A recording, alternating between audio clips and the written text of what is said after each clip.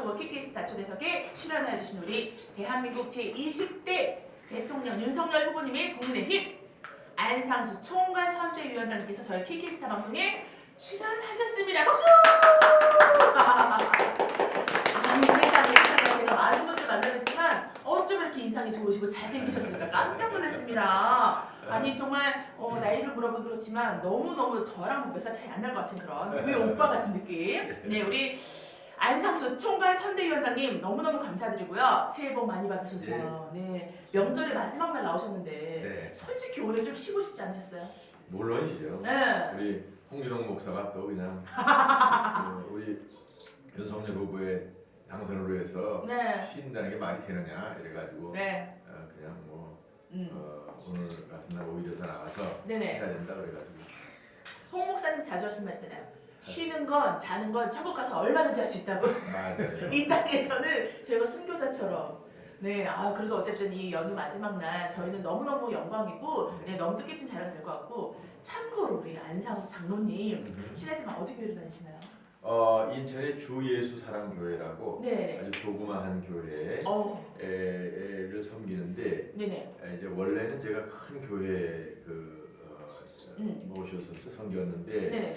이제 오히려 봉사를 하려면은 네네. 큰 교회에서 뭐 조직적으로 하는 것보다 내 스스로 몸을 낮춰서 우리 어려운 성도들 네네. 혹은 우리 어려운 시민들을 위해서 하는 게 좋겠다 해서 사실은 지하교회인데 세상에.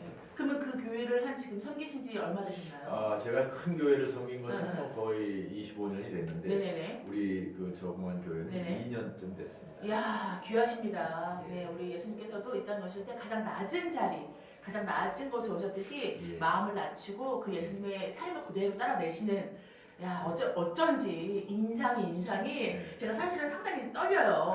대선 후보님들을 또 오늘 총괄 선대위원장님 안상수 네. 위원장님 모셨는데 너무 떨려요. 제가 사실은 이 정치적으로는 지식이 약해가지고 얕은 지식으로 어떻게든 이끌어가려고 하는데 제가 이제 대통령 그 8강 후보까지 갔었죠. 국민의힘. 그러니까요. 그랬다가 이제 원팀 정신으로 제가 윤석열 후보를 네. 지지하고 또 따라서 이제 우리 홍준표 후보도 네네. 같이 지지를 했습니다만 우리 이 정치인들과의 토크는 사실은 수준이 너무 높을 필요가 없어요. 감사합니다. 죄송한 얘기입니다. 뭐 국민학교 5학년 수준에서 이렇게 말씀드리는 게 네네. 제일 편하다. 그리고 이 애청자들께서 네네. 풀 스토리 다 듣지 않기 때문에 네네. 오히려 지금 앵커님처럼 이렇게 네네. 간단하게 재밌게 말씀하시는 게 훨씬 더 네. 전달력이 있다 이렇게 볼 수가 있어요. 저를 또 이렇게 응원해주시고 또 위로해 주시네요. 안상수 의원은 팬입니다라고 삼소님께서 감사합니다. 지금 실시간으로 키키스타에 많은 분들이 와서 파이팅하고 계십니다. 방한님 감사합니다. 입장하셨고요. 네. 중간중간 키키 소리가 나는 거는 입장하시는 거니까 저도 운동 캠프에서 재밌게 어우야 감사합니다. 지금 선물을 쏘셨어요. 차를. 감사합니다. 우리 정화뮤직님께서 보셨나요? 동네 선정 부부 참고로 안상수 위원장님 동네 씨는 저의 신랑입니다. 네. 이 양반도 신앙이 그렇게 나라와 민족을 위해서 엄청 기도하시는데 근데 와이프에서 이렇게 자동차를 내셨구나. 그러니까요. 저를 위해서 자동차를 쏘는 굉장하네. 근데 저 자동차가 이 여기서 선물 그림으로 나오는 게 아니라 정말로 실제로. 네, 어쨌든 잠깐 사심을 내보셨습니다. 우리 윤 기자님 폭주 감사합니다. 아니 정말 우리 안상수 총괄 선대위원장님 말씀하셨듯이 너무 이렇게 부담 갖지 말고 네, 또 너무 이렇게 네. 위축해 있지 말고 편하게. 네. 저는 그게 참 감사해요. 네. 그래서 어쩐지 기도하시는 분이라 네. 이 마음에 편안히 임했습니다. 예. 네, 그래서 제가 날카롭게 한번 질문해도 또 성실성의껏 답변해줄 것을 기대하면서 아니 참고적으로 또 우리 키키스타에서 섭외를 어쨌든 했는데 나와주시고 진심으로 감사드리고요. 나오신 소감 있다가 어떠신지? 저는 이제 키키스타하고 꽤 오랜 친구죠. 그래요? 제가 이제 아까 8강 들어갈 때도 많은 지원을 해주셨고 기회를 주셨는데 특히 우리 홍 목사가 저랑 같이 인천 출신이에요. 인천. 제가 인천광역시장 출신인데 네네. 또 죄송합니다만 제 국민학교 초등학교 후배예요. 어린 후배. 예전서부터 이렇게 교분이 있었는데 저렇게 난 열정적으로 사는 사람을 별로 많이 못 봐. 그러게요. 특별한 은사가 있는. 너무 진하게 열정적으로 사세요. 그래서 이제 우리 키키스타하고 인연이 됐고 지금도 앞으로 키키스타가 세계적으로 그 중국의 틱톡. 틱톡보다 네. 더 우세한 그런 우리 방송이 되기를 기대하는 거죠. 감사합니다. 가능해요. 네네네. 안상수님의 많은 의견을 듣고 싶습니다. 그럼요. 오늘 많은 의견 들으실 겁니다. 그리고 참고적으로 말씀하신 것처럼 틱톡은 중국에만 돈 벌어주는 길이고요. 그렇습니다. 네, 그리고 정보 유출이 중국까지 된다는 너무 안타깝거든요. 근데 그렇습니다. 우리나라 기술로 만든 키키스탄은 그렇죠. 우리나라를 돈 벌어주게 하고 소상공인들. 비단 이 키키스탄뿐 아니라 우리나라의 모든 IT 기술이 네네. 우리나라가 거의 세계적으로 독보적인 위치였었는데 네네네. 이것을 중국에다가 이렇게 물건 팔아먹고 이러다가 괜히 기술까지 넘겨줘가지고 이제는 완전히 중국에 종속될 위험이 있어요. 맞아요. 그래서 우리가 이것을 이 키키스탄을 키워서 대칭을 시켜야 돼. 틱톡을 이길 수 있도록. 이야, 오늘 제대로 만났습니다. 키키스타와 2번 우리 윤석열 대선 후보님의 총괄선대위원장 안상수 후보님 좋습니다. 먼저 제20대 근데 그거 하나 제가 여쭤봐도 되겠는지 모르겠는데 8강까지 가셨는데 너무 안타깝게 그런 아쉬움은 없으셨을까요? 제가 사실은 그 4강의 마지막에 들어가는 걸로 여러 가지 조사에서 나타났어요. 네이버, 구글 뭐 이런 이제 이런 그 여러 가지 그런 거기서 나오는 지지 성향들이 있거든요. 네네네. 그런데 그 막판에 우리 원희룡 프로가 1타 강살에서 딱 저를 이겨가지고 저는 4강은 안 되고 4.5강에 머물렀다. 정말 안타까운 강 4.5강. 네. 가장 안타까운 강 4.5강. 네. 그럼에도 불구하고 자세를 낮추고 정말 윤석열 후보님의 그 대선을 위해서 네. 열심히 총괄 선대위원장으로 2인자 리더십 다나바처럼 너무 멋지십니다. 지금은 우리 국민들이 이제 대통령을 누구로 뽑느냐라는 것도 물론 중요하지만 제일 중요한 것은 우리가 정권을 탈환을 해와야 돼요. 이재명을 비롯한 문재인 대통령 이 세력은 대한민국을 부정하고 파괴하려는 사람들입니다. 우리 대한민국은 이승만 대통령이 건국하시고 그 박정희 대통령이 한강의 기적을 통해서 3만 불 소득을 일으켜서 지금 세계 10대 강국이 되고 우리 국민들은 아주 정말 세계 최고의 지성을 가지고 있는 그런 국민들인데 이것이 어느 날 갑자기 그냥 소위 주사파 뭐 김정은 쪽에 뭐 지령을 받은 듯한 사람들이 움직이는 것 같이 하다가 이분들이 또 숫자가 많아졌어요. 그래가지고는 지금 거의 정권도 비슷비슷하게 돼 있는데 이번에 잘못해서 만약에 이재명이 당선이 된다면 이것은 완전히 그 좌파 종북 세력이 주도하는 그야말로 사회주의 내지 공산주의의 성격으로 갈 수가 있다. 나라. 그럼 이건 뭘 의미하냐? 그럼 우리도 한번 그렇게 살아보지. 이럴 수 있는데 그것은 여러분들이 이렇게 자유롭게 자유가 빠진 거예요. 자유롭게 의사결정하고 자유롭게 상업하고 자유롭게 어떤 사회활동하고 이런 것을 딱 북한 비슷하게 그냥 그렇게 그냥 시키는 대로 보고 배급 주는 것만 먹고 살아야 되는데 그러다 보니 오죽하겠어요? 그러니까 그런 경우에 그나마 우리가 유사한 것이 베네수엘라 같은 나라들이 있는데 이 경우도 지금 얼마나 못 삽니까? 그런데 거기는 그나마 석유라는 원자재가 있고 그래서 그나마 되는데 우리는 사람밖에 없어요. 그런 우리나라에서 그런 그 생산성에 대한 것을 우리가 인정을 안 하고 그냥 똑같이 나눠봤자 이런 식으로 해서 가다 보면은 완전히 이제 우리가 후진국으로 가고 지금 조금 전에 내가 중국을 얘기했는데 완전히 중국에 이제 발 닦아주는 나라 되는 거예요. 원래 우리나라가 옛날에 중국에 발 닦아주면 살았었어요. 세상에. 몇 번을 제외하고는 5,000년 역사상 몇 왕조를 제외하고는 중국 놈들, 중국 황제들한테 가서 조아리고 중국 놈들한테 조공 바치고 이러면서 살고 그러면서 10번에 한 번은 또 일본 놈들 와가지고 분탕질 치라고 이러고 살았는데 이제 겨우 우리가 근대 100년 가까이 일본한테 해방되고 나서 우리나라가 정말 나라다운 나라를 보고 미국과의 동맹으로 해서 잘 사는데 이것이 잘못하면 뒤엎여서 우리가 정말 후진국으로 어렵게 산다. 그래서 지금의 이 2030 세대가 잘못하면 부모 세대보다 잘 못 사는 그런 세대가 될 수도 있다고 우리가 걱정을 하는 겁니다. 그렇죠. 그렇게 말씀하시는 와중에 송도를 계획 개발하신 의원님, 네, 많은 분들이 알고 계시지만 인천국제공항 쪽 세계 기독천 건립에 박차를 가해주세요. 아이고. 와, 이렇게까지 또. 예, 제가 네. 이제 엊그제 네. 엊그제 이제 전광훈 목사님 그 섬기는 교회 오. 갔었어요. 오, 예, 제가 예. 지난 한 일주일 전에 네. 가서 이제 예배를 드리고 저를 이제 불러내시더라고. 네네네. 그래서 거기서 인터뷰하는 중에 제가 세계 기독청 이야기를 했더니 이게 유튜브에서 30만 뷰가 돼버렸어. 대박.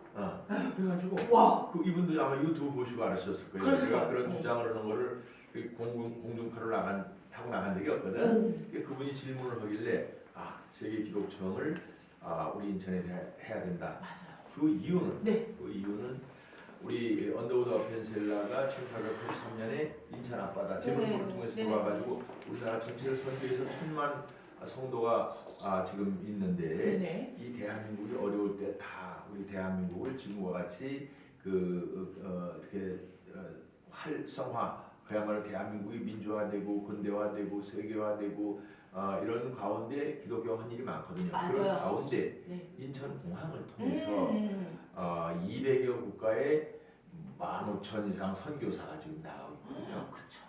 그래서 여기를 상징하는 의미에서 세계 기독청을 인천에다 건설한다는 건데 그게 무슨 의미가 있느냐?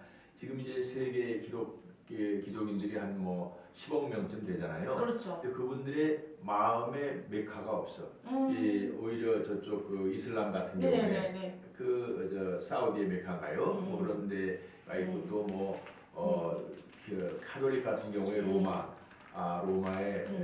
바티칸이 있고 그런데 네.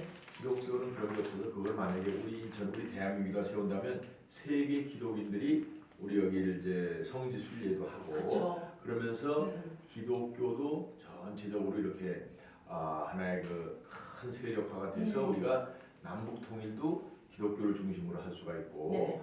이런 그 주사파가 준동하는 것도 막을 수 있다는 신념에서 제가 그런 것을 정광훈 목사하고 이걸 추진하는 팀과 같이 이렇게 하는 거지 그냥 네. 장난삼아 이렇게 한마디 하는 게 아니에요. 그죠. 왜냐면 그만큼 위치도 자리도 네. 한번 내뱉은 말에 대한 책임이 그 그렇습니다. 누구보다 크기 때문에 그렇습니다. 오늘 너무너무 감사합니다. 이런 귀한 한마디 어디서 들을 수가 없거든요. 자, 그렇다면 본격적으로 제가 말씀드릴게요. 제20대 대한민국 대통령 윤석열 후보님의 안상수 총괄 선대위원장께서 국민의힘 윤석열 대통령 후보님의 정책 공약에 대해서 조금 더 구체적으로 말씀해 주신다면요. 제가 여기서 이제 자세하게 이런 말씀을 드릴 계제는 아니고 네네. 잘 안 들어옵니다. 그건 이제 어디나 이제 찾아보시면 되고 네네. 또 기회 되면 또 설명을 드리겠습니다. 네. 큰 틀에서 보면은 오케이. 큰 틀에서 보면 일단 우리는 그 안보 면에 있어서는 한미 공조의 기조 아래서 북한의 핵 폐기를 하면은 북한과 공조를 하고 자유 세계 진영들과 함께 경제 교류를 해서 지금 3만 불 소득을 5만 불로 이끌고 나간다. 네네네. 이런 큰 기조를 보시면 되죠. 그리고 두 번째는 일단 시장 경제, 네. 시장 경제와 함께 그 정부의 어떤 주도적으로 어려운 서민들을 보듬는 그러한 그 경제로 간다. 지금 이제 문재인 정권에서는 이것을 정부 주도형이라고 해서 네. 큰 정부, 정부에서 모든 걸 다 하고 경우에 이제 정부에서 돈을 나눠주는 걸로 이렇게 하는데 그것은 이미 실패한 것으로 검증이 나 있는 겁니다. 네. 근데 그들이 지금 그야말로 해방됐는데 독립운동을 한다는 식으로 옛날에 실패한 것을 답습해서 그것이 문제고 따라서 우리가 새로운 정부가 들었으면 네. 윤석열 대통령 후보도 마찬가지 그런 철학이 있습니다만 우리 우파 진영의 정책 방향이라는 것이 그 시장 경제, 국민들의 창의와 국민들의 노력으로 경제가 성장이 이루어지고 그로 인해서 이제 당연히 그러면 이제 부가가치가 창출이 되고 또 세금도 많이 들어오잖아요. 그렇죠. 그럼 이 세금을 가지고 우리 어려운 서민들한테 지원하면서 가는 그러한 정책으로 보시면 됩니다. 그래서 경우에 따라서는 직접적인 지원도 있죠. 어려운 서민들이나 혹은 또 자영업자들 혹은 청년들 그런 분들한테도 직접적인 지원도 있지만 결국은 그런 것보다는 어떻게 보면 시장에서 일자리가 생김으로 해서 네네네. 시장에서 일자리가 생겨야지 거기서 월급도 타고 이래가지고 가정을 운영을 해야지. 그렇죠. 그리고 또 거기서 일자리가 거기서 민간 부분에서 일자리가 많이 생기고 그러므로 해서 거기서 또 그 생태계가 네네네. 조성이 되는 거거든요. 네네네. 그러니까 지금 청년들한테 무조건 돈만 지원을 해준다. 그렇죠. 이러면은 그게 얼마나 지원을 할 것이며. 뭐 후보님께서. 예.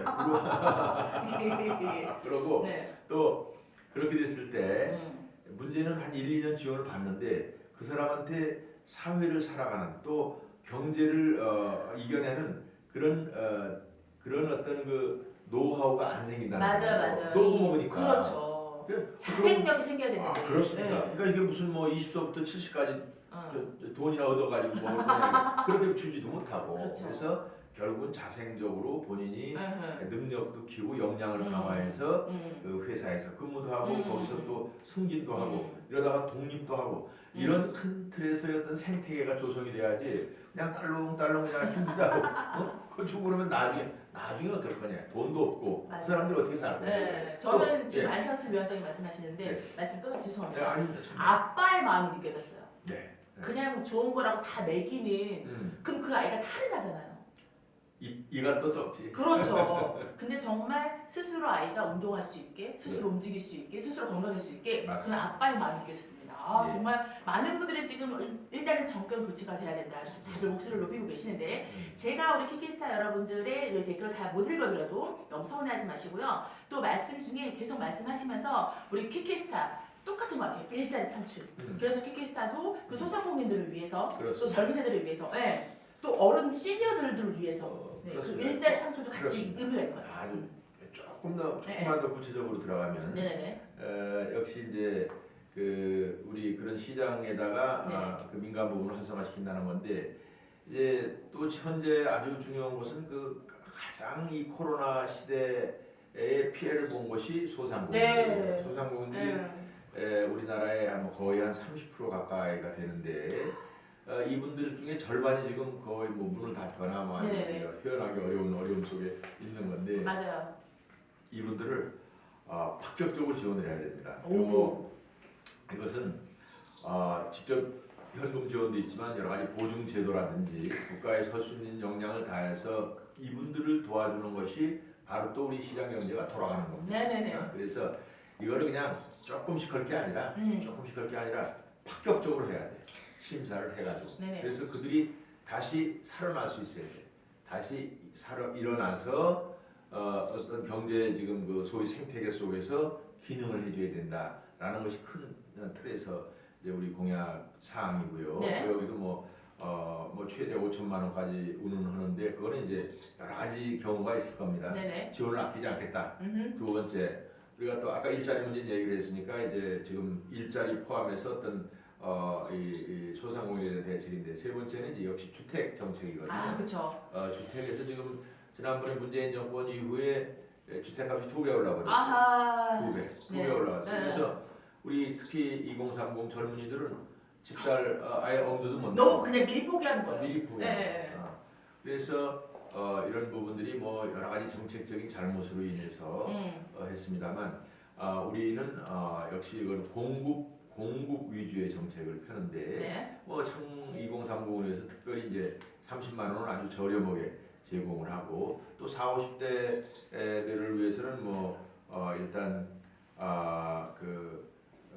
특히 이제 역세권의 주택을 공급을 함으로 해서 그 새로운 그 공공주택 분야에서도 한 20여만 원으로 공급하는 그런 계획을 가지고 있는데 아무튼 임기 내에 250만 개의 그 주택을 공급할 계획을 가지고 있다는 겁니다. 포기하지 않도록 기회를 역시 그렇습니다. 그래서 공급 위주로 가야지. 그렇죠. 이 문재인 정권은 수요 억제책으로 갔단 말이에요. 수요 억제책으로 간다는 게 아니 집이 지금 옛날이랑은 달리 그 전에는 뭐 3인 4인 한 가족 뭐 심지어는 5, 6인이 한 가족. 우리 어렸을 때는 조그만 학구방집에 세 가족이 살았는데 단칸방에 저는 6명. 우리 다 해서 15명. 화장실이 이제 재래식 화장실 하나밖에 없어. 그럼 아침에 그냥 배 아파가지고 기다리고 저 동네 수도 가서 했던 때가 제가 어렸을 때 그랬는데 지금은 1인 1가족이야. 그렇죠. 부모하고 애들이 안 살아요. 그런 생각을 해야지. 아니 그리고 나는 인천시장할 때 2002년서부터 8년간 했습니다만 그때 이미 1인 가구에 대한 대책을 세워야 된다 해서 검토를 해봤는데 프랑스 파리가 그 당시에 35% 1인 가구. 그럼 서울도 네. 20여% 이상이 되더라고. 지금은 1인 가구가 40%가 차이 돼요. 그래서 점점 늘어나는 거예요. 이제는 누구 간섭받기 싫어하고 그러기 때문에 주택을 공급 위주로 가야지 수요 억제로 되느냐고. 그래서 그걸 세금이나 뭐 좀 올려가지고 때려잡으니 되느냐. 그러니까 이 문재인이나 이 이재명이나 이런 사람은 세상 물정을 전혀 모르는 사람들이야. 내가 그 사람들보다는 얼마나 잘 아는 사람들이에요. 그 사람들이 맨날 대문하고 다니고 그러다가 이재명은 무슨 대장동에 그냥 부동산이나 튀겨가지고 지 식구들이나 잘 먹여서 몇천억 해가지고 다 여기저기 뿌리고 지금 우리 안상수 위원장께서 말문이 트이신 것 같습니다. 나는 인천에 송도를 1200만 평을 했는데도 아무 문제 없고 거기 그렇죠. 얼마나 근사하게 됐어요. 그런데 대장동 30만 평 쬐끄만 데서 8천억이나 튀겨 먹었으니 그러니까. 얼마나 많이 먹었는지. 그래놓고 또 지가 그거를 또 안 했다고 그랬다가 했다고 그랬다가 뭐 그러다가 또 이제 그 밑에 있는 직원들이 3명이나 죽지 않았어요. 왜 죽었겠어? 지가 억울하다 이거야. 다 위에서 시켜서 했는데 자기한테 이걸 하려고 그러니 저 책임을 미루려고 그러니까. 네, 여러분 지금 생방송으로 죽었는데 하고 있습니다. 너무나 불쌍하고 안타깝죠. 사람이 오죽하면 죽냐고. 그러니까요. 지 가족들 다 놔두고 그러고도 뻔뻔스럽게 또 이재명 선수는 나는 그 사람 잘 몰라. 안 했다 했다가 문제죠. 맞습니다. 많은 분들이 지금 안상수 위원장님의 그 한 말씀 한 말씀에 공감을 많이 하고 있어요. 여러분 지금 라이브예요. 라이브 방송 김세정의 토크쇼는 정말 안상수 총괄 선대위원장께서 함께하고 계시고요. 현재 시간 오전 11시 26분 되겠습니다. 설 연휴 마지막 날 나오셨습니다. 귀한 걸음 감사하고 이번 설 민심에 변수를 작용했던 국민의힘 윤석열 후보님과 더불어민주당의 이재명 후보님과 양자토론을 많은 국민들이 기대하고 있었거든요. 1월 31일 양자토론이 왜 무산됐는지 국민들이 궁금해하고 있고 또 하나는 대신 이재명 후보님과 새로운 물결 김동연 대선 후보가 오늘 저녁 시간대에 1대1 정책 토론을 연다고 하는데 이에 또 답변 부탁드립니다. 너무 빨랐나요? 레빈가 제가? 어저께 윤석열 후보가 인천 강화에 왔었어요.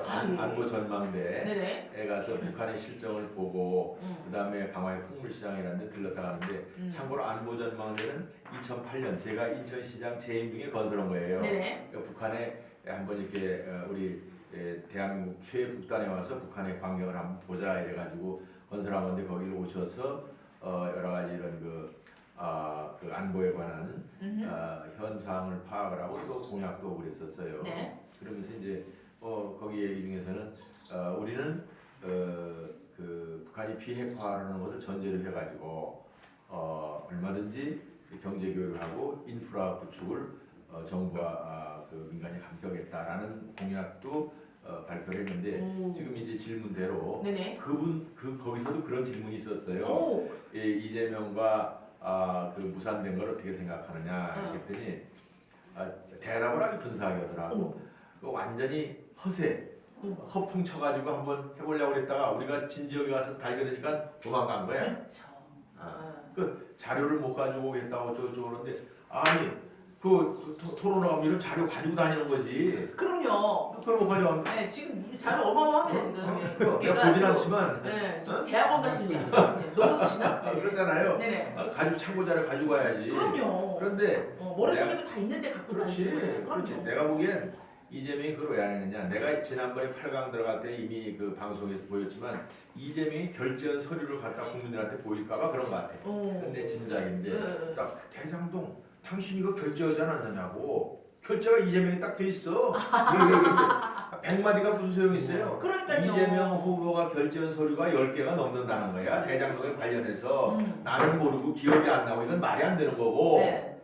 거기다가 내가 한술 더 떠가지고 그런데 이제 아까 우선 요 얘기부터 하고 김동연 씨는 뭐 나도 인간적으로는 좋아하는 사람이고 내가 이제 국회 예산결산위원장하고 그럴 때 거기 이제 경제부총리도 하고 그래서 서로 간에 교분도 있고 그런데 뭐 이분이 나름대로 이렇게 대통령 후보로 뭐 움직인다는 건 좋은데 도대체 김동연하고 우리 이재명이 무슨 토론하고 그런다는 게 무슨 국민들한테 코미디를 한번 보내주겠다는 건지 뭔지 그게 무슨 소리야 도대체가 1%도 안 나오는 사람을 갖다가 세워놓고 거기서 지 홍보하려고 그러고 하여간 이 민주당 송영길이나 이재명 이런 사람들은 우리 국민들의 상상을 넘어 선거에 대해서는 국민들을 막 속이는 거야. 네. 막 속이는데 이번은 절대로 이런 코미디가 없겠네요. 어른 코미디가 코미디 프로 제가 개그우먼인데 코미디 맞아.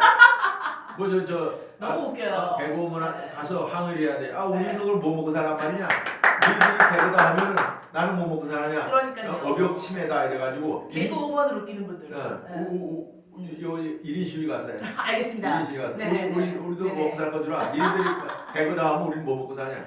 그렇죠. 말이 되느냐고. 창피한 줄 알아야지. 그러니까요. 창피한 줄 알아야지. 어? 맞습니다. 네네. 어쨌든 우리도 오늘 밤 저 1대1 아까 내가 그 얘기 하나 더 해야 돼. 하세요. 대장동 뭐냐? 국민들이 이제 자꾸 잊어버려지는데. 안상수 위원장님 말문이 아까부터 계속 튀었습니다. 네, 여러분 함께하고 계십니다. 이 대장동에서 중요한 것은 돈이 어디 갔느냐야. 돈이 한두 푼이 아니잖아요. 그렇죠. 돈이 8천억인데 네. 현찰이 최소 6, 700억에서 최대 한 4천억. 이게 어디를 갔느냐 이거야. 그렇죠. 아무리 현금이라 하더라도 이게 다 흐름을 파악할 수 있거든. 이걸 안 하는 거야. 사실은 FIU라고 해서 금융결제원이라는 데서 네. 그 경찰에다가 재작년 벌써 이제 4.15 선거 직전에 뭉칫돈들이 빠져나가서 그걸 조사하라고 하는데 경찰이 뭉개고 있은 거야. 그렇죠. 지금도 검찰이 뭉개고 경찰이 뭉개고 그러고 아니 내가 국민들은 그냥 이거 죄송합니다만 국민들을 개돼지로 보는 거지. 이놈들이. 요 사람들이. 네. 그래서 네. 이제는 그것을 우리가 대통령이 되면 그 돈이 어디로 갔느냐? 돈이 어디로 갔느냐를 해서 이거는 발본 세곤해야 돼요. 부동산 투기, 네네. 부동산 투기를 해서는 안 됩니다. 그렇죠. 부동산 투자를 할 수는 있어요.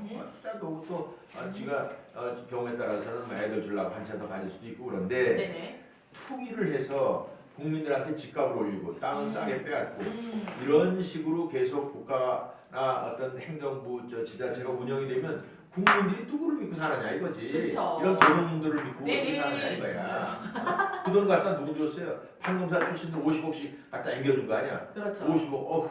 나는 어떤 때는 그냥 50만 원도 없더라. 50억씩 네. 갖다 입에다 앵겨주고 그냥 입 꽉 틀어먹고. 네네네. 그러면 도대체 국민들이 누구를 위한 진짜 과연 맞습니다. 아픈 현재 상황 여러분 함께 계시는데 이쯤에서 한번 또 키키스타의 룸이죠. 영상으로 한번 저희가 또 궁금한 거 있으시면 들어보고 싶은데 한번 들어와 보세요. 영상으로 밑에 여러분 빨간 비디오 버튼인데 얼른 들어오세요. 우리 안녕하님. 키키스타에서는요 이렇게 양방향 소통 방송됩니다. 저희 실시간 현재 우리 안녕하 교수님이세요. 경기대 인문학 아시죠? 안시니까 돌아가. 안시. 안상수 아니면 네네. 네. 네, 저는 키키방송 웨스트웨어의 명사전에서 진행하는 안영화 교수입니다. 오늘 말씀 잘 들었어요. 특히 작은 교회에서 섬기는 장로직으로 섬기신다서 너무 감동입니다. 그쵸. 네네. 평소 때 정치에서 제가 많이 존경을 했었는데 또 새로 다른 면을 봤습니다. 간단히 말씀드릴게요. 우리 유권자들이 볼 때 이재명 후보님이나 윤석열 후보님 서로 상대가 싸우면서 후보들이 말이에요. 서로 판박이 공략들이라고 합니다. 즉 차별성 없는 공략들이라는 거예요. 저쪽에도 똑같이 저쪽에도 똑같이 이게 이거고 그게 그거라고 말씀들을 많이 하십니다. 자, 그것을 이렇게 지적을 하는데 이 부분에 대해서 어떻게 생각하시는지요? 그렇습니다. 이제 서로 따라서는데 사실은 내용을 자세히 보고 그 진행 과정을 보면은 이재명 후보가 우리 윤석열 후보를 따라서는 한 70%쯤 되는 것 같아요. 왜냐하면 그들은 지금 문재인 정권이 그동안에 추진했던 내용을 승계를 해야 되는데 문재인 정권이 인기가 없는 걸 알거든요. 말은 지금 40%가 아직도 문재인을 지지하고 있다고 하는데 그거는 완전히 그 여론 조작이 될지 하여간 여론의 어떤 잘못된 투영이 반영이라고 봐야 되는데 본인들 스스로 문재인 정권하고 같은 유사한 정책을 써서는 안 되겠다 싶으니까 우리 쪽 거 자꾸 카피해가는 거예요. 그렇죠. 우리 쪽 거를 그렇게 되는 거니까 물론 우리도 잘못은 있습니다만 정치권 전체가 큰 틀에서 보면은 이재명이가 엉터리를 하고 있는 거다. 왜? 아니 무슨 얘기를 하면 거짓말을 하면 안 되잖아요. 그냥 말이 되는 대로 막 하는 거야. 아무 말 잔치. 아침에 한 말하고 저녁 때 한 말하고 이게 이율 배반돼도 그냥 막 하는 거예요. 앞에 가서 맞으면 어디 가서는 뭐 박근혜가 어떻다고 이쁘다고 했다. 어떤 때가 어디 가서는 박근혜가 밉다고 그러고 아침 저녁으로 달라. 예를 들자면 딱 그런 식이야. 쉽게. 꼭 승리하도록 키키 방송에서 응원하겠습니다. 아이고 우리 안씨는 말씀을 잘해. 말씀을 잘해서. 네. 네. 뭐 이제 아직은 뭐 결론 맺을 시간은 아닙니다만 네. 지금은 뭐 사람이나 이런 것도 중요하지만 또 사람도 뭐 윤석열이 월등히 낫죠. 그렇습니다. 우리 또 두 번째 또 우리 수원천사 이님께서 궁금하신 게 있어서 들어오셨습니다. 네, 안녕하세요. 안녕하십니까. 닉네임 수호천사입니다. 저는 키키스타 방송의 진행을 맡고 있는 홍기동이라고 합니다. 먼저 오늘 대한민국의 제20대 대한민국 대통령 윤석열 후보님의 총괄선대위원장을 맡고 계시는 우리 안상수 우리 위원장님 나오셨습니다. 제가 질문 하나 드리겠습니다. 네네. 차기 대선 판세가 국민의힘 윤석열 후보와 더불어민주당 이재명 후보가 5차 범위 내에서 접전을 벌이는 양강구도로 회귀하는 것으로 어제 바로 2월 1일 날 여론조사에서 나타났습니다. 깜짝 상승했던 안철수 국민의당 후보는 도로 한 자릿수로 주저앉았고요. 여론조사 공정이 데일리한 의뢰로 지난달 29일 하루에 전국 만 18세 이상 유권자 1,002명을 대상으로 차기 대선 후보 지지도를 조사한 결과 윤석열 후보 43.5%, 이재명 후보가 38.1%로 나타났습니다. 양자간 격차는 오차 범위 내 5.4%포인트입니다. 이어 안철수 후보 7.8%, 심상정 정의당 후보가 2.8%, 김동연 새로운 물결 후보가 0.8% 순이었습니다.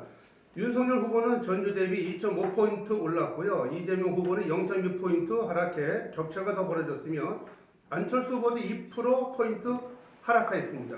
지역별로는 윤석열은 경기도와 호남을 제외한 대부분의 지역에서 이재명 후보보다 앞섰으며 서울에는 윤 후보가 44.5%, 이재명 후보가 36.5%, 부산, 울산, 경남이 윤석열 후보가 49.4%, 이재명 후보가 30.6%, 대전, 세종, 충청, 윤석열 후보가 48.6%, 이재명 후보가 37.2%에서 이재명 후보는 광주, 전라에서 이재명 후보가 59.2%, 윤석열 후보가 23.1%에서 우세하였으며 경기도, 특히 인천은 이재명 후보가 42.3%, 윤석열 후보가 40.5%에서 양자가 아주 팽팽하게 지금 진행이 되고 있습니다. 연령대별로는 20대가 43.7%, 30대가 46.4%, 60대 이상이 52.8%에서는 윤석열 후보가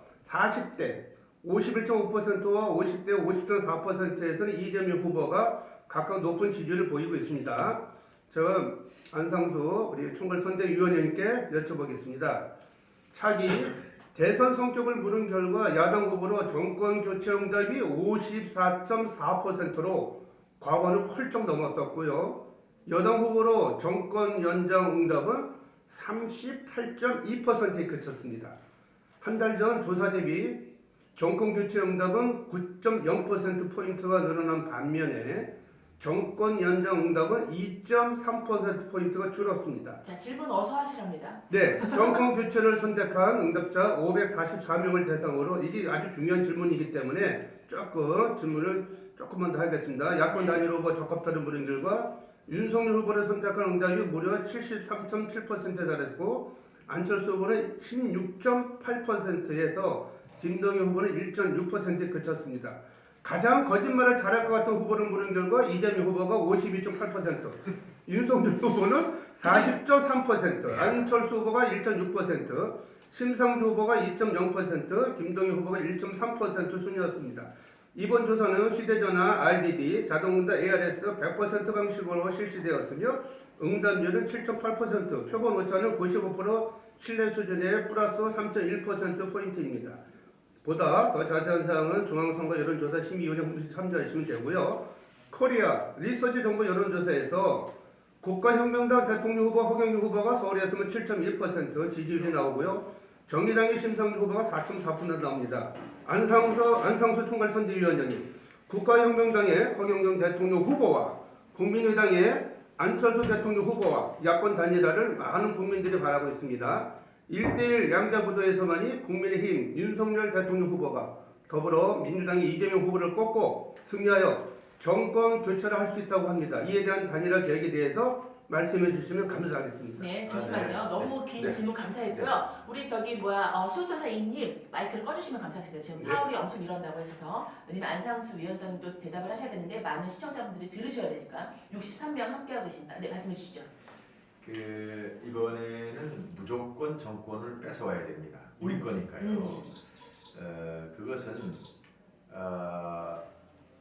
아주 마지막에 가서는 결국은 우리 야권이 단일화가 돼야 됩니다. 네네. 다만 그 과정에서 그래도 국민의힘 중심으로 소위 이 자강, 그러니까 스스로 강해지면서 함께할 수 있도록 해야 된다. 이게 뭐 서로 네 잘났다 내 잘났다 하고 그러면은 이것은 결과적으로 나중에 선거 직전까지 파고올 수가 있기 때문에 네. 결국은 우리 국민의힘이 힘을 더 키우고 국민들한테 신뢰를 얻어가면서 그러면서도 전국적으로는 소위 단일화가 돼야 된다. 단일화는 뭐 여전히 이제 마침 이제 우리 홍준표 네. 대표도 연휴 직전에 네. 설 연휴 직전에 조인했고 또 뭐 당내 이제 완팀은 계속 잘 갈 겁니다. 네. 그런 가운데 이제 우리가 결국은 이제 안철수 네. 나아가서 필요하면 뭐 허경영 등을 포함해서 우파 성향의 후보들이 다 그 단일화로 뭉쳐야 되는 것은 당연합니다. 네. 결국은 아까 이제 우리 정부 교체 현 세력이 63%라 했는데 이게 지금 변하지 않아요. 60%대 전후에서 변하지 않고 그런 가운데 우리 윤석열 후보가 40에서 45%밖에 아직은 안 되는 것은 이 15%에서 20%의 갭을 단일화가 됐든 우리가 좀 더 열심히 했든 채워줘야 된다. 네. 그래서 국민들이 정말 정권 교체에 대한 그 소망을 그렇죠. 우리 정치권 측에서 네. 잘 받아서 국민들이 투표할 때 마음 놓고 그렇죠. 찍을 수 있도록 속 해야 시원하게 된다는 것입니다. 쾅. 네, 네. 그렇습니다. 한 가지만 더 중요한 질문을 국민들이 원하기 때문에 대신. 대표에서 말씀을 올려드리겠습니다. 네네. 지난 제19대 대선 당시 전국의 최종 투표율이 77.2%였습니다. 네. 문재인 대통령 후보가 41.1%, 1342만 3,500표를 획득했고요. 홍준표 후보가 24.0%로 785만 2,849표, 국민의당 안철수 후보가 21.4%로 699만 8,342표로 단일화가 되었으면 45.4%로 승리해서 이 정부가 정말 이거 위기 속에 정말 이 엄청나게 정말 이 좌파 정부가 들어서지 않았을 때도 불구하고 단일화가 안 되는 바람에 이러한 결론이 났거든요. 바른정당의 유승민 후보는 6.8%로 220만 8,771표, 정의당의 심상조 후보가 6.2%, 201만 7,458표였습니다. 지금 인터넷에 언론 유튜브 공병호 TV에서 현재 이 정권을 넘겨주겠느냐 천만의 말씀이다.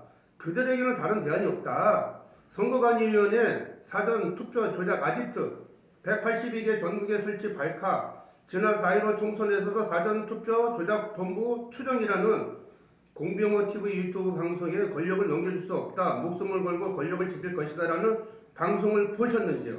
이에 부정선거에 대한 국민의힘 대응방안이 있으신지요? 또한 야권 후보에게 경고합니다라는 인터넷에 유포되고 있는 사전선거 한 명도 안 해도 27%로 세팅되었다. 20대 총선에 15%, 21대 총선에서 26%, 사전선거에 QR코드로 선거게임 끝이다라는 내용에 대해서도 말씀해 주시면 감사하겠습니다. 네.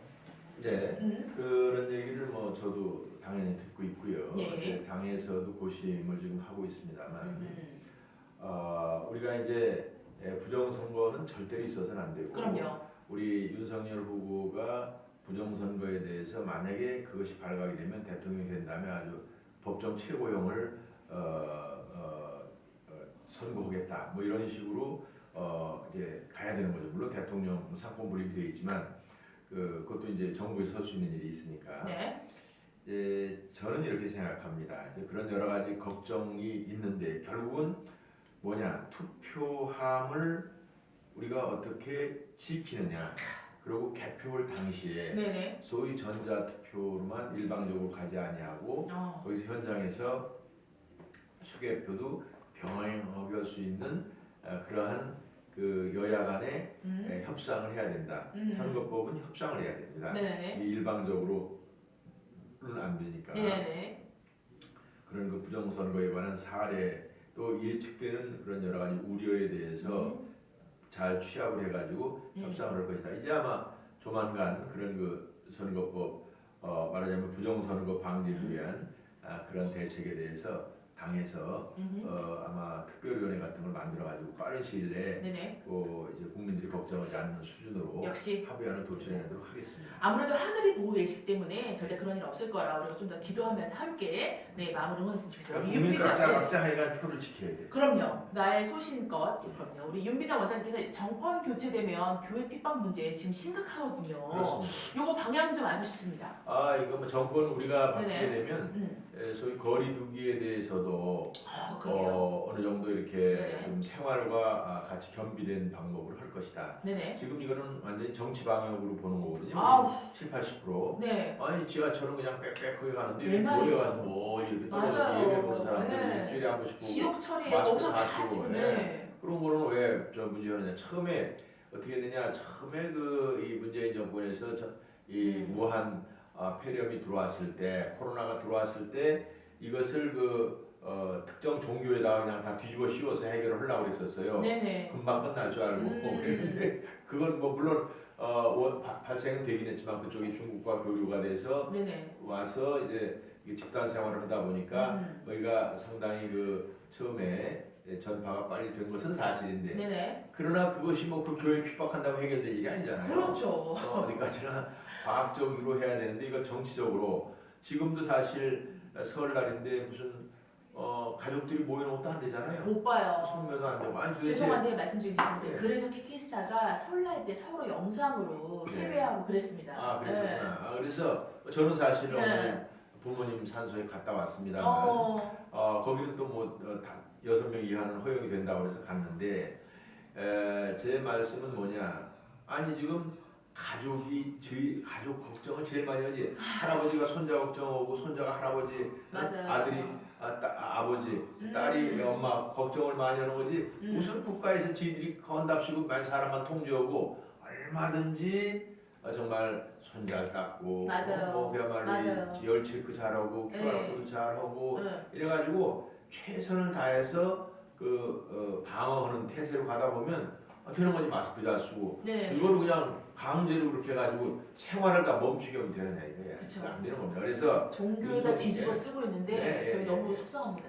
이제 윤석열이 오면은 후보가 되면은 특히 코로나 방역에 대해서는 위중증 환자 별도로 관리하고 예를 들어서 또 그리고 연설 같은 것을 임시 병원으로 활용해서 네. 거기에서 확진자 종합적으로 관리하면서 지금 젊은이들 중에서 어느 정도 좀 지적 소양이 있는 사람들을 간호 분단을 만들어서 그런 분들은 집중 관리하고 나머지 국민들에 대해서는 일상생활에서 잘 스스로 관리가 되도록 하는 방향으로 갈 겁니다. 네, 감사합니다. 자, 마지막으로 네네. 제가 국민의힘 윤석열 대통령 후보 우리 안상수 총괄선대위원장님께 한 가지만 마지막으로 질문 올리겠습니다. 대장동 범인은 윤석열이 언급된 화천대유 김만배의 녹취록 보도를 막은 윤석열이 범인이다라고 지난 YTN 뉴스에서 보도가 되었다고 합니다. MBC 뉴스 2021년도 9월 29일 방송에 의하면 대장동 화천대유의 대주주로 대장동 개발 사업을 통하여 수천억 원의 배당금을 챙긴 김만배 씨 누나 김명옥 씨가 윤석열 후보 부친의 연희동 주택을 19억원에 매입하는 다운 계약서를 체결했다는 보도에서 몰랐다고 답변하는 윤석열 후보에 대해서 설마 했던 일이 눈앞으로 제20대 대통령 후보 등록일 이후에 본선거 등록일 이후에 윤석열 후보에 대한 김만배 녹취록을 공개하고 내가 입을 열면 윤석열 후보는 끝날 것이니 YTN은 윤석열 녹취록을 즉시 공개하라는 내용에 대하여 윤석열 대통령 후보님이 안상수 총괄선대위원장님께서 이 부분에 대응 방안이 있으신지 말씀해 주시면 감사하겠습니다.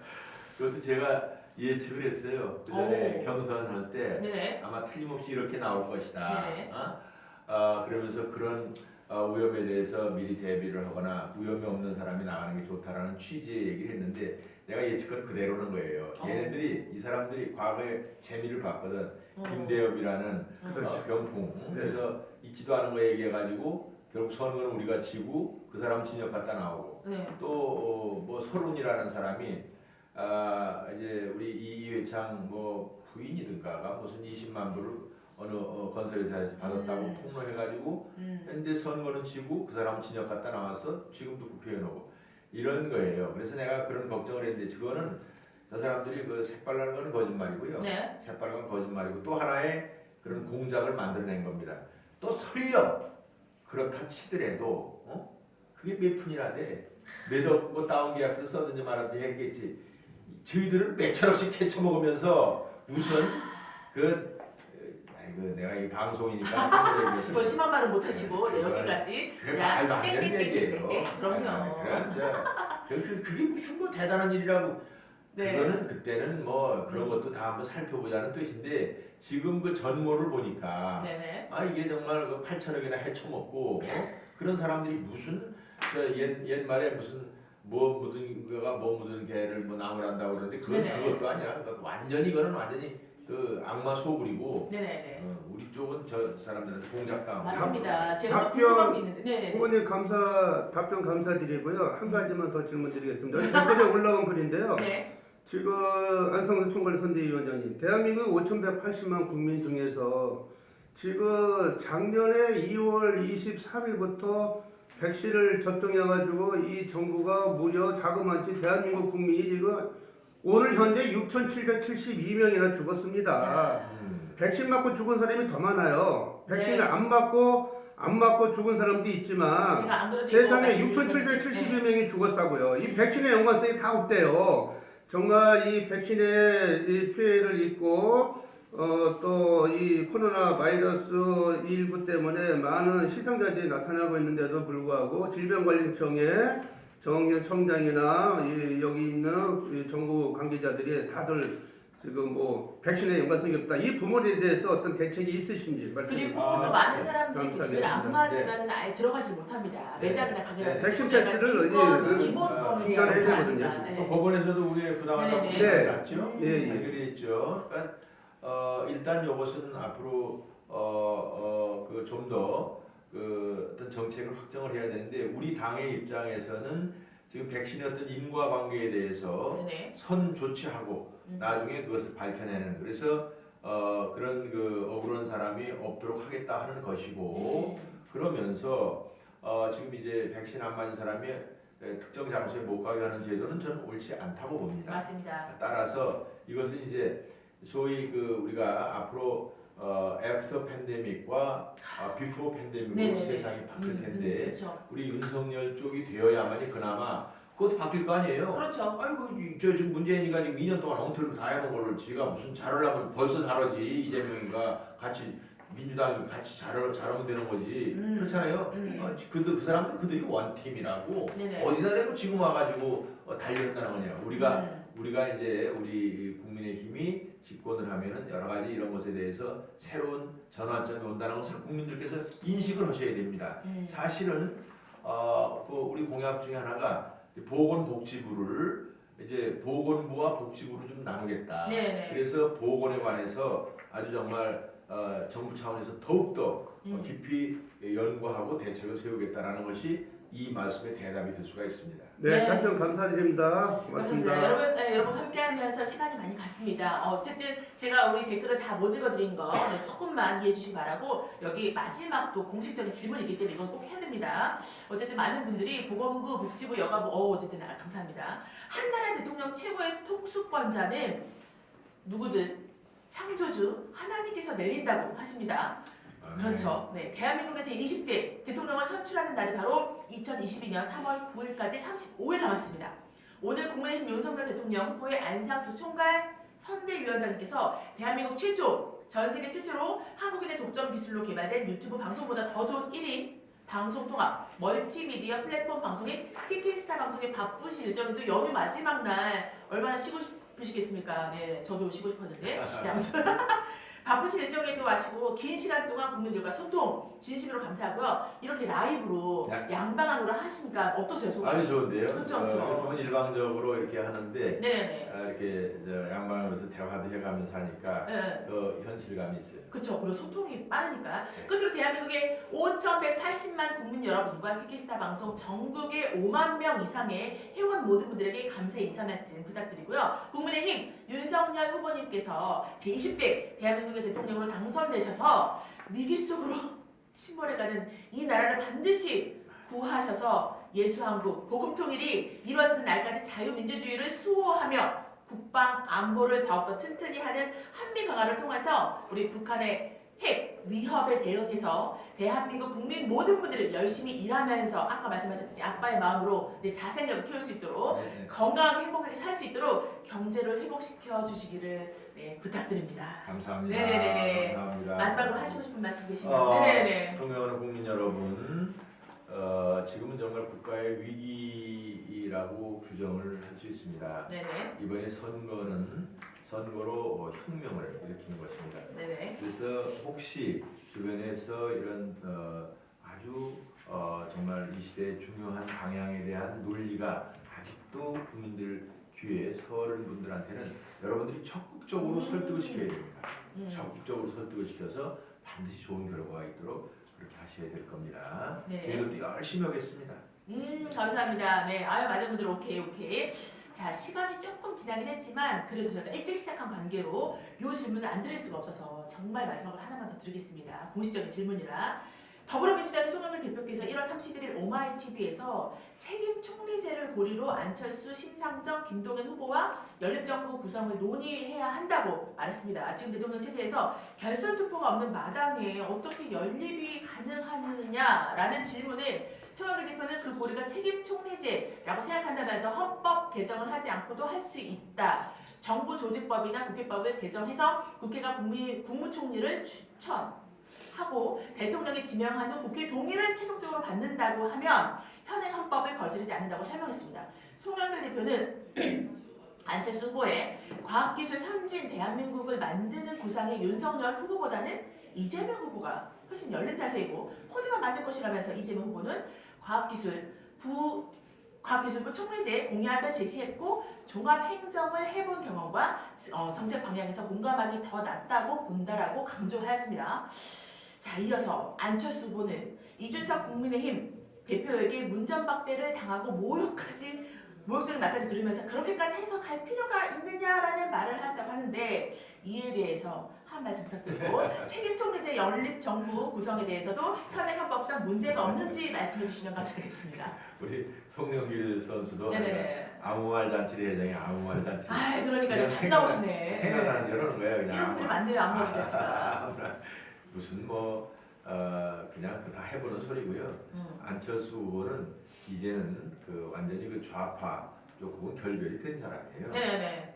그럼 지금 거기서 무슨 대통령을 내주든지 안철수한테 아, 그렇죠. 그럼 모를까 뭘 거기다 대고 무슨 약속을 아침에 한 약속 저녁에 한 약속이 다 다른 사람들한테 무슨 가겠어요. 그렇기도 하고 아니 그리고 이준석 대표하고 안철수 후보가 무슨 개인적인 관계로 이게 정리가 될 일이 아니죠. 네네. 서로 호불호가 있을 수 있지만 이거는 국가를 위하고 어떤 국민을 위해서 결단을 하고 이래야 되는 마당에 무슨 둘이 무슨 사이가 조금 어떠다는 게 전혀 문제가 없는 거고 그래서 그거는 괜히 한번 우리 분란시켜 보려고 이간질하는 거죠. 아마 다 잘 될 겁니다. 네. 그 이재명만 빼고는 아마 심상정은 좀 어떨지 모르겠어요. 심상정은 어떨지 모르겠는데 네. 그쪽으로 하든지 아니면 따로 할지 모르겠는데 그 이외의 후보들은 전부 다 대동단결해서 정권 교체를 바라는 60%의 국민들의 뜻에 호응을 할 거다. 이렇게 저는 확신합니다. 네, 국민의힘 곧 국민의힘은요 양반 플러스 열정 플러스 지혜 마음에 드십니까? 좋습니다. 아니 제가 오늘 안상수 위원장 만나보니까 정말 고급지십니다. 네. 그리고 정말 그런 인격이 느껴질 정도로 왜냐면 기도하시는 분이라는 거. 네, 무엇보다 하늘에 맡기고요. 우리가 해야 될 일은 정말 이 나라 이 민족을 위해서 기도하는 하나님을 경외하는 그런 대통령 후보가 되게 해달라고 저희가 할 일은 응원과 기도뿐인 것 같아요. 네, 그 결과는 하늘에 맡기고 오늘 귀한 자리 너무 감사합니다. 네. 미녀 개그우먼과 함께한 시간도 좋았죠? 아 그렇습니다. 어머나 할렐루야. 아이고 아주 너무 좋았고 이제 네네. 영원히 못 잊겠습니다. 아유, 감사합니다. 2022년 정월 네네. 초이틀. 이민년. 네네네. 우리 무엇보다 안상수 총괄 선대위원장님께서 건강하셔야 네. 그 주어진 역할들을 맡기신 그 사명들을 감당할 수 있으니까 네. 그 건강을 응원하겠습니다. 감사합니다. 오늘 너무 감사합니다. 우리 안상수 총괄 선대위원장님께 큰 박수 부탁드립니다. 감사합니다. 네. 네, 감사합니다. 지금까지 감사드리겠습니다. 감사합니다. 승리. 좋은 말씀 많이 써주시고. 그죠? 아이고야 김사정님 수고하셨습니다. 감사합니다. 박수 한번 감사합니다. 네. 고생하셨어요. 네네네. 네, 지금 저희 사진 한번.